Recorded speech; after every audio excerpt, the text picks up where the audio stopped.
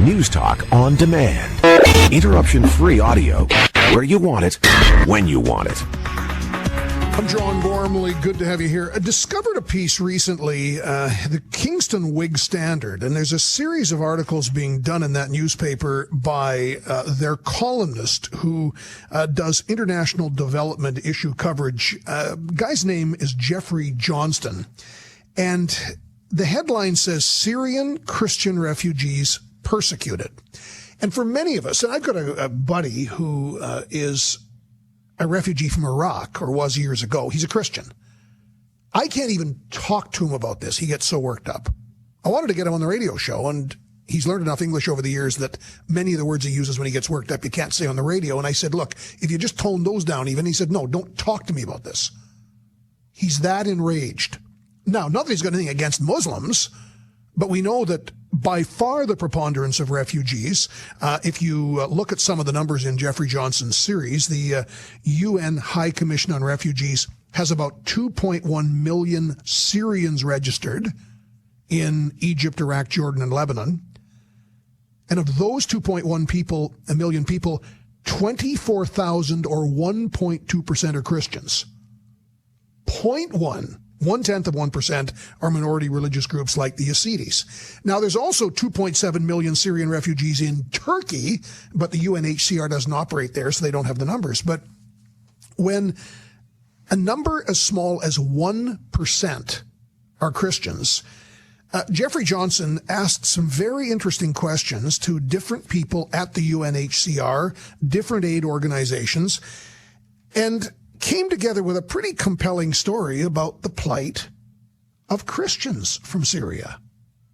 And it should, I think, move you, particularly if you're in a church-based group, and a lot of faiths are saying, oh, we're going to sponsor people and we're going to do this and this and this. No questions about wanting to bring Christians? Why? We find Geoffrey Johnson in Brockville this morning. Geoffrey, thanks for taking our call. Thank you for having me on the program, John. It's a pleasure to be here, and it's appropriate that we're actually talking about genocide in the Middle East today, because today, as you know, is the anniversary of the start of the Rwandan genocide back in 1994.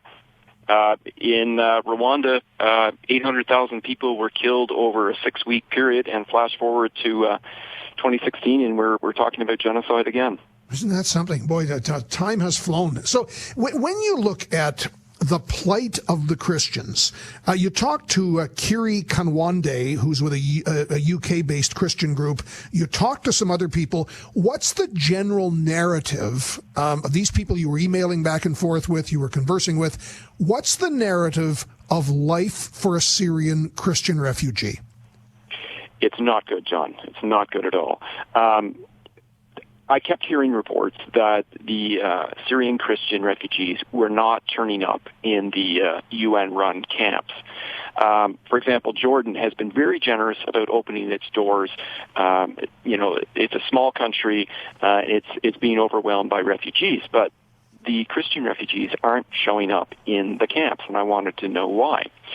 Now, part of it is this is a different kind of crisis. So not all refugees go to these camps. In fact, only about 10% of overall refugees end up in camps. A lot end up in urban areas.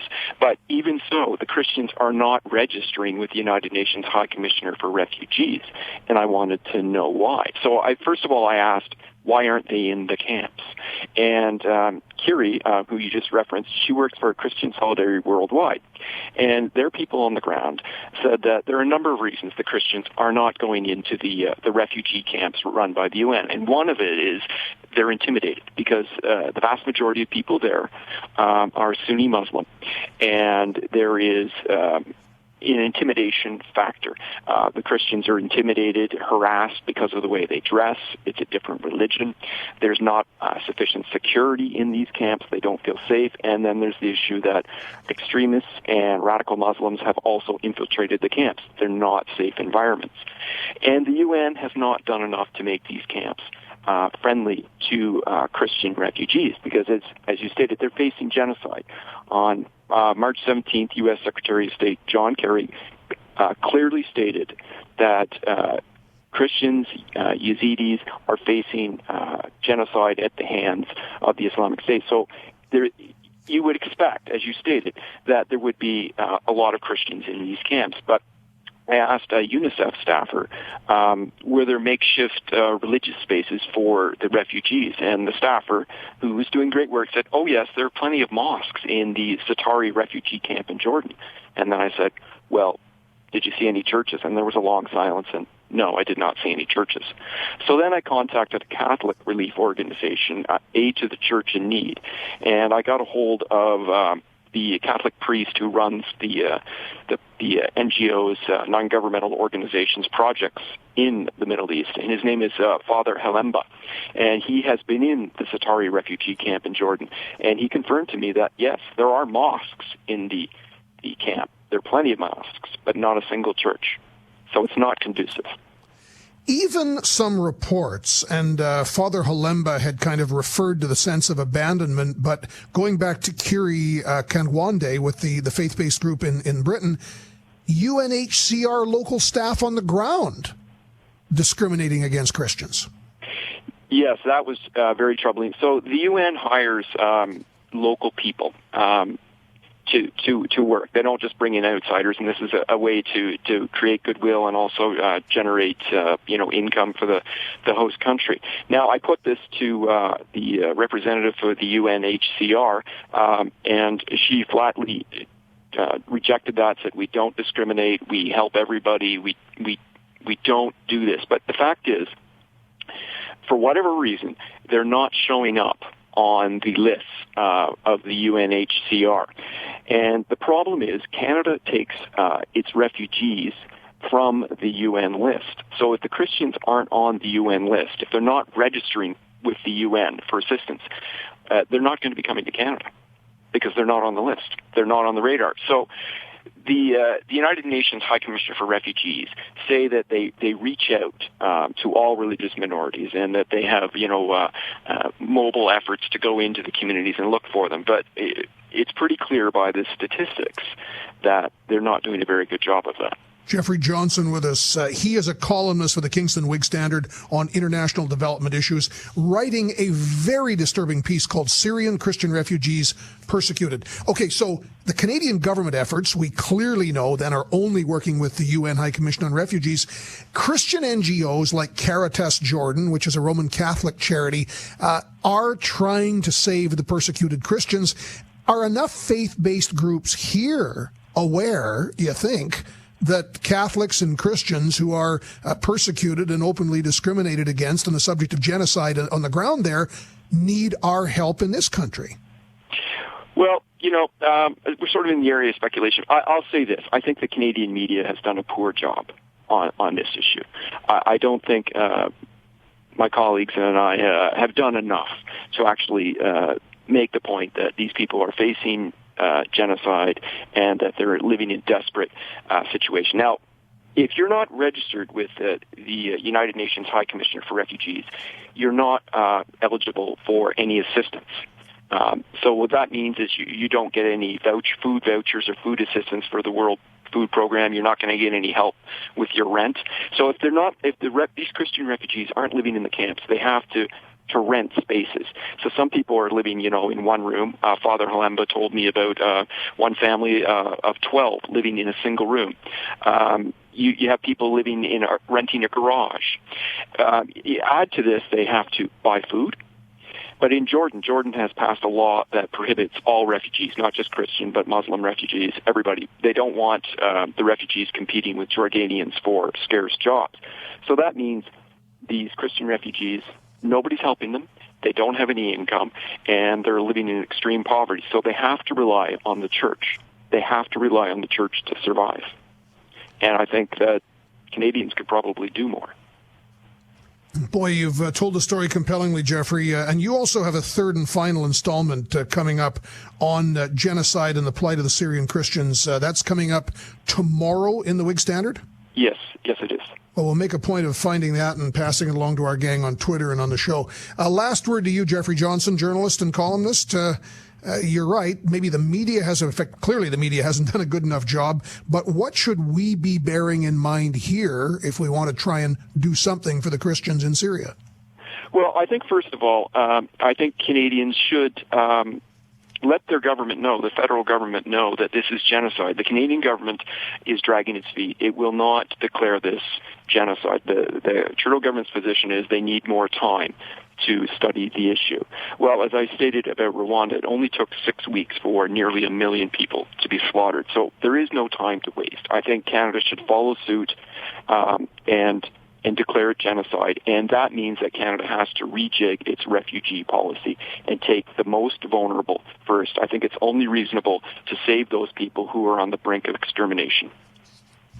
Job well done on this, and we'll look forward to tomorrow's piece, Geoffrey. Thanks so much. Thank you, John. Geoffrey Johnson in Brockville, Ontario, columnist on international development at the Kingston Whig Standard, and his most recent piece, Syrian Christian Refugees Persecuted. And it's a well-done piece in that it goes over, and a lot of this is well-intentioned people. I mean, you've got people at the United Nations High Commission on Refugees. They deny that local hired UNHCR staff are discriminating against Christians. They say, oh, no, it wouldn't go on. We open to everyone. But part of the problem is many Christians who are persecuted in Syria, and you're looking at, again, in terms of the number of refugees flooding into UNHCR camps, 1.2% are Christians. And a lot of Christians don't even go into the UNHCR because they're abused, they're discriminated, they're persecuted in the camps by the predominantly Muslim population.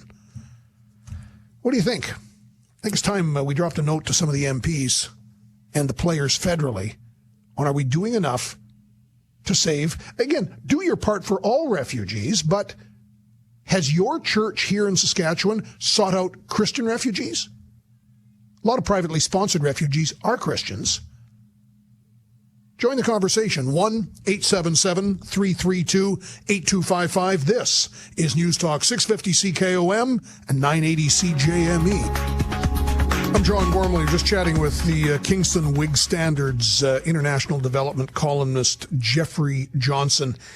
He's been spending a lot of time trying to illustrate, and I think he's done very well in this series. The second installment ran in Sunday's Kingston paper, Syrian Christian Refugees Persecuted, and he now moves into what he believes is a growing genocide.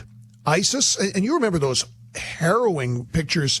Remember a couple of months ago, the Yazidis who were trapped on that mountaintop, and ISIS had completely encircled the mountain, and it was like a hungry wolf just waiting to wait these people out and slaughter them. American helicopters came in and removed some of them.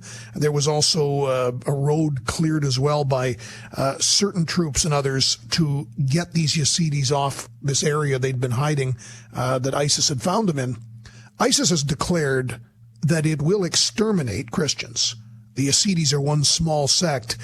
Christians in the community, this is one of the UN people. Of the 100,000 Syrian and Iraqi refugees submitted by the UN High Commission on Refugees for Resettlement, 15.2 are Christians and 3.2 are other minority backgrounds. So this is since 2013, and this is both Syrian and Iraqis. So since 2013, 15.2% are Christians. Most of those come from Iraq, others from Syria. So that's all we know looking back. But what we know now in the refugee camps, writes Geoffrey Johnson, in UNHCR registered refugees in Egypt, Iraq, Jordan, and Lebanon, 1.2%, or 24,000 people, are Christians. 1/10 of that, about 2,400, are Yazidis and other smaller minority groups, and 2.1 million Syrians altogether. So the vast majority are Muslim. There are 2.5 million additional Syrians in Turkey. UNHCR doesn't work there, so they don't know what the religious makeup is. Jonathan in Saskatoon, as a Canadian, does this concern you based on, again, we have two types of refugees here. Our government-sponsored refugees, they come through the UNHCR. We have private-sponsored refugees who can be Christian in some cases. What do you think we're hearing here? Well, John, I think the big challenge here is the fact that, the government is ideologically wedded to the UN the way the NDP is to union. And take a look at how the UN operates. It is not designed not effective anymore at protecting anyone who's not Muslim. You've got, their Human Rights Commission is chaired by Saudi Arabia, which quite frankly makes Russia look like the poster child for human rights champion. That's a good point. So the globalist kind of UN bent of Justin Trudeau and company is really not going to see any Christians of any number get settled here. No. And the worst part is it's not going to do anything at all to protect these Christians where they're at either. 1-877-332-8255. Jim in Marcelin, what do you think on the Christian refugee angle?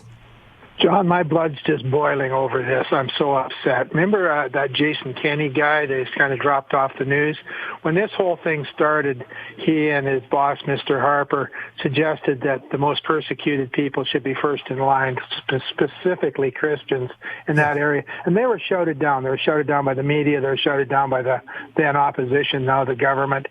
It's just outrageous that this has gone on this long, and I don't think there's any hope that Sonny Boy Trudeau is going to do anything about it, because he's already very consistently worked against this whole idea. No, okay. Terrible. Well, I think it's absolutely awful, and you put it very well, Jim, but one of the redeeming parts of this is when Mr. Trudeau was going to move so fast and hard on 25,000, right?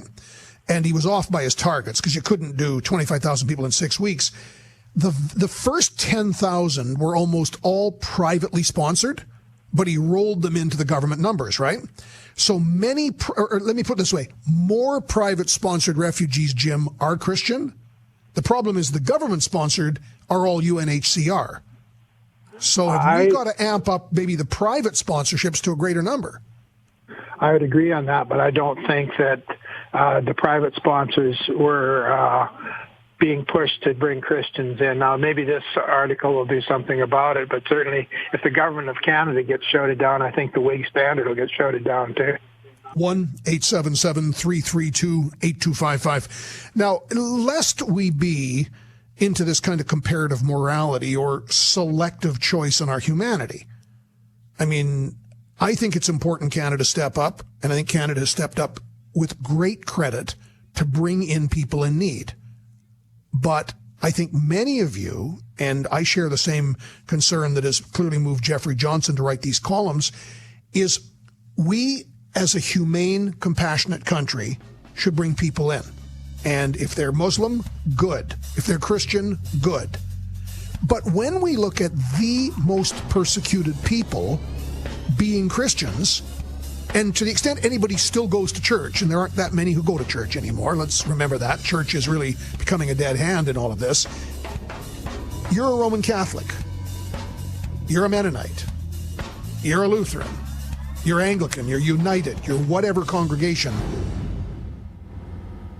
Are you perhaps looking past the people in the greatest peril in Syria today?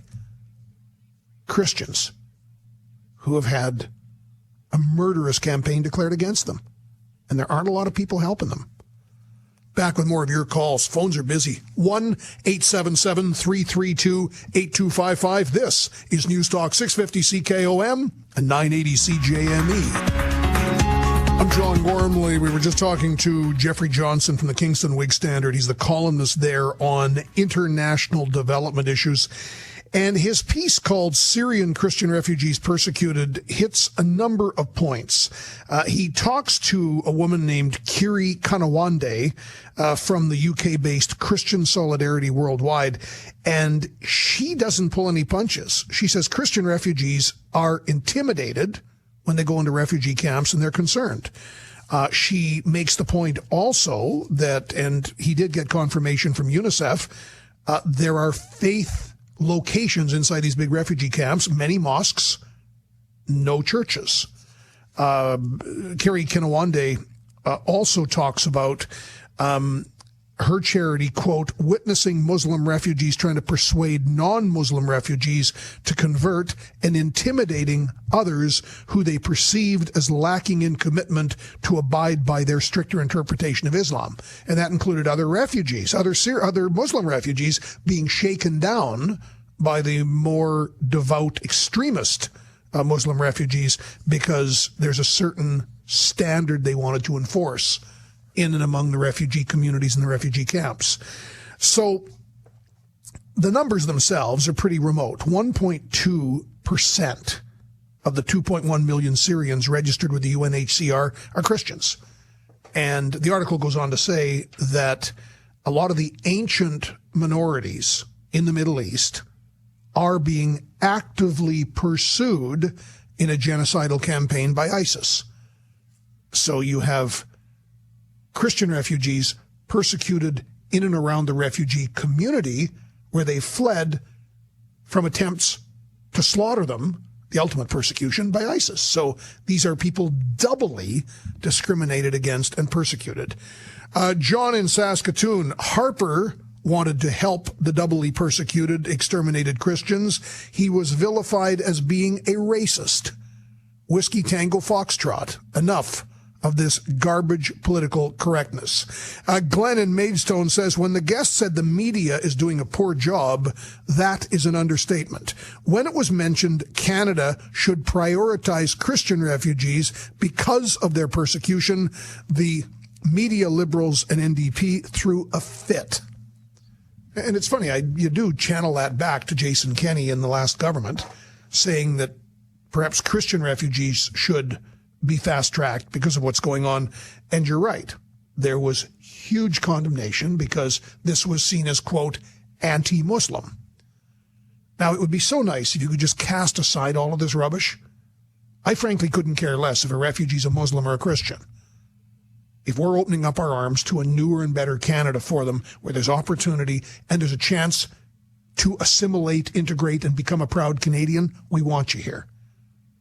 But the fact that you've got a tiny, very strongly discriminated against minority who share the same religion as you do, and you're looking right past them because our government is in this headlong infatuation with the UN, that's when I start to get concerned. Karam in Estevan, how do you see this whole issue of Christian refugees? Hello? Yeah, go ahead, sir. Yes, sir. Thank you very much, Gormley. You're bringing this issue. And I think you should come back in the politics and help the country.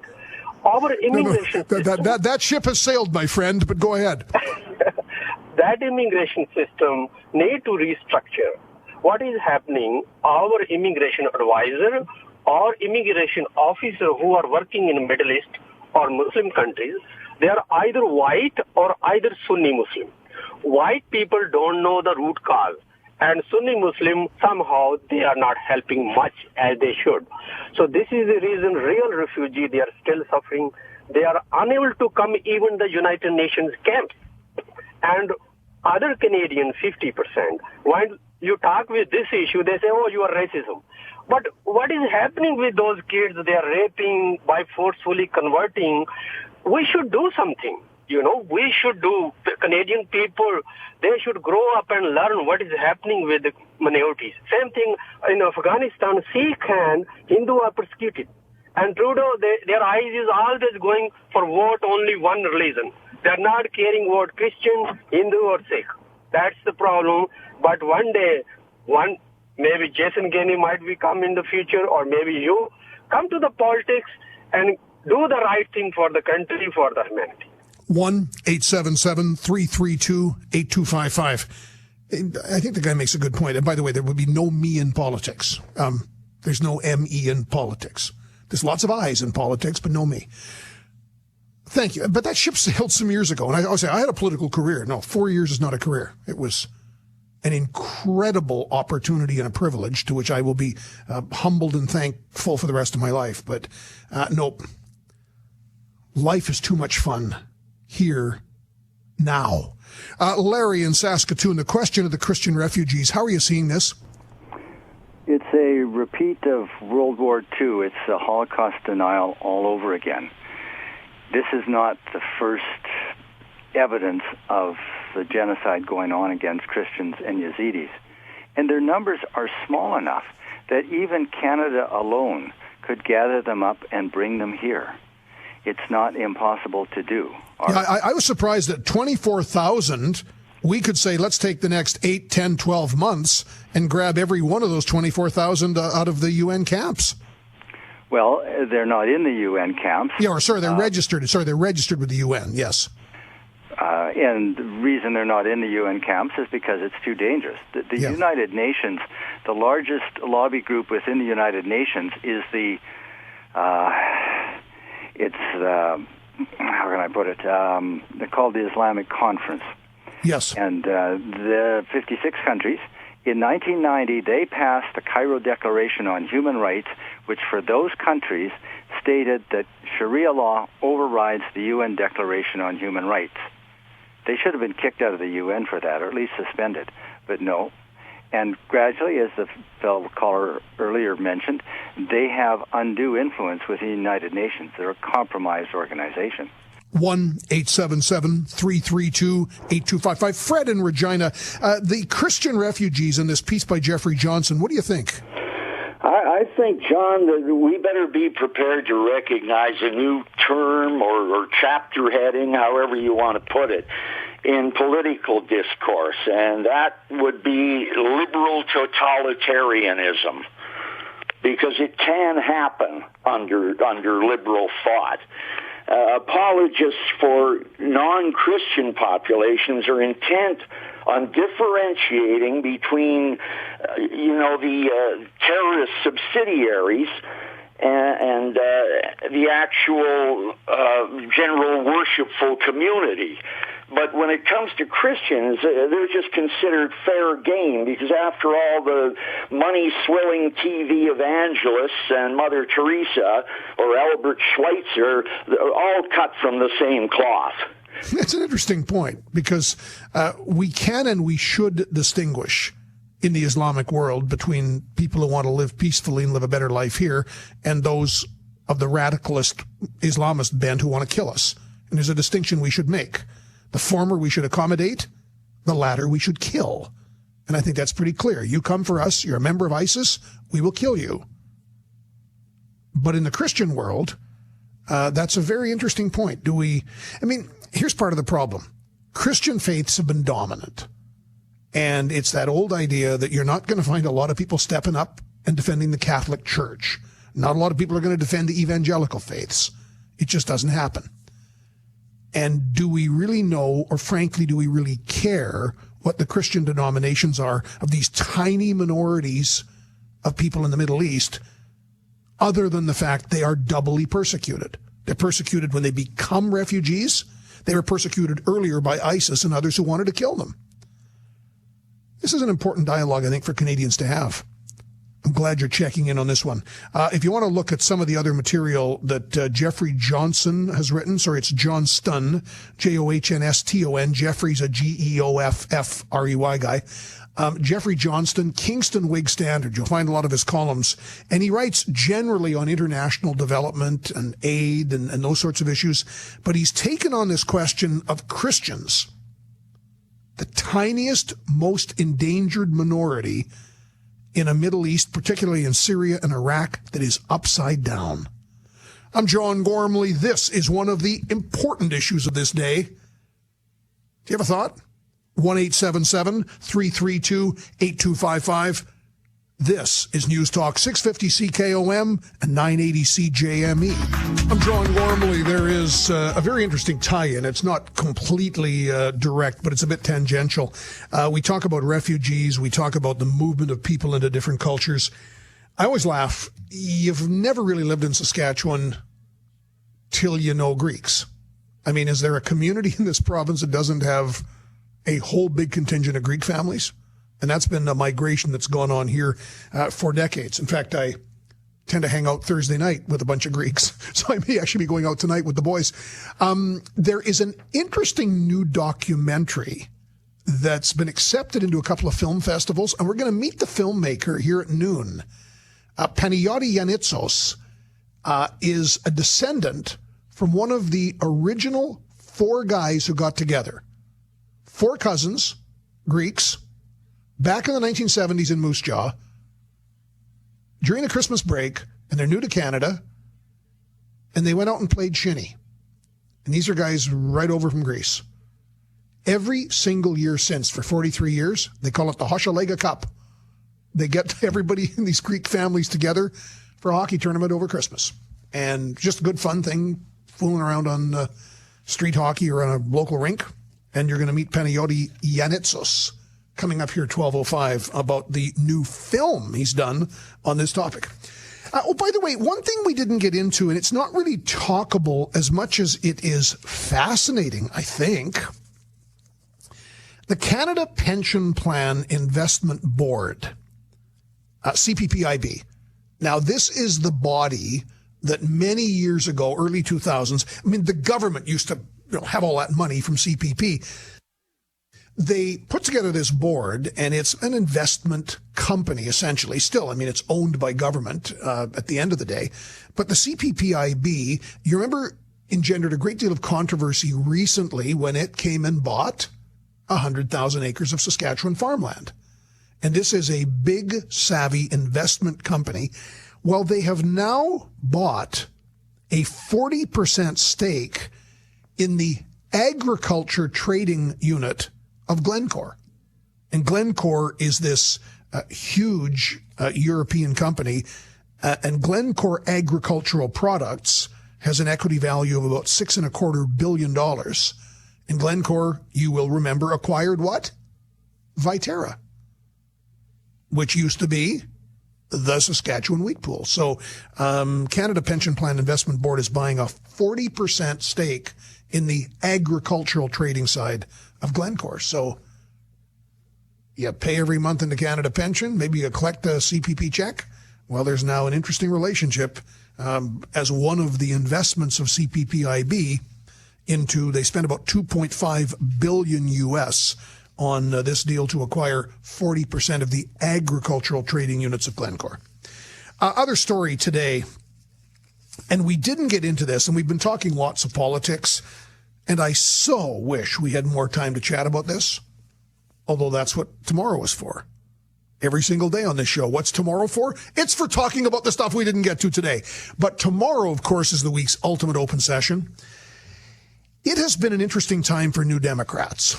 If you're a Saskatchewan NDP supporter, or as somebody said, I belong to the movement, it was a really sucky week.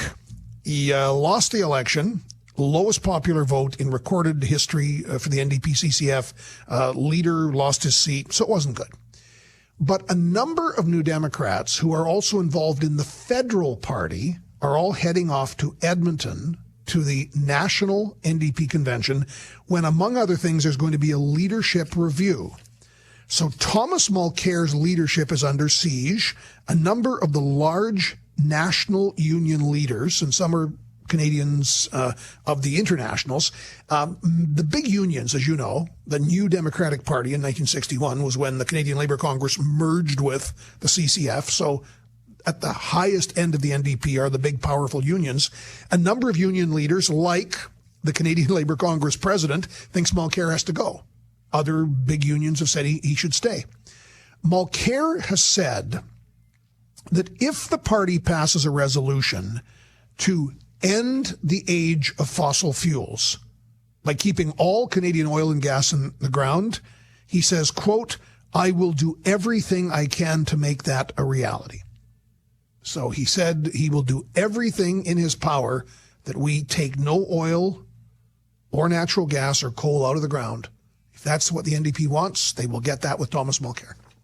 Now, the other part that's interesting about this NDP conference is there's a bit of, and again, I wish they would do this provincially for the sake of my NDP friends who are just becoming miserable to deal with. When you're in a bit of an existential crisis, what's the first thing you do? Other than ask questions. I live, I am, I think. No. You look in the mirror. How am I looking? Geez, you could trim a little here, you could trim a little there, you could put a little on. So the federal NDP are having this process a little bit. But what the pressure that's mounting on the party now entails is a movement very strongly to the left. A number of people, including some former members of parliament and a blue chip group led by Stephen Lewis, the bloviating public speaker who used to be the leader in Ontario. He was the ambassador to the UN. His son, Avi Lewis, actually has a little bit of a stake in the LEAP manifesto because the manifesto was written by Avi Lewis's wife, Naomi Klein, and others. And the LEAP manifesto basically is a strong socialist movement to have the NDP become fully a socialist party. And no fossil fuels. The way you address climate change has become a completely renewable energy economy. Donald Sutherland is all down with the LEAP manifesto. Every second actor, environmentalists, trade union people. So the NDP is going through a bit of a redefining of itself at this conference in Edmonton. Should they accept the LEAP manifesto? So for New Democrats, it's been a tough week provincially, but now they're moving into a conference that'll go over this weekend, and they'll decide whether or not Tom Mulcair stays. They'll decide whether or not a lot of their politics takes a decided tilt to the left. So keep an eye out, if you are somebody who's watching politics, on what's happening to our friends in the NDP. I'm John Gormley. This is News Talk 650 CKOM and 980 CJME.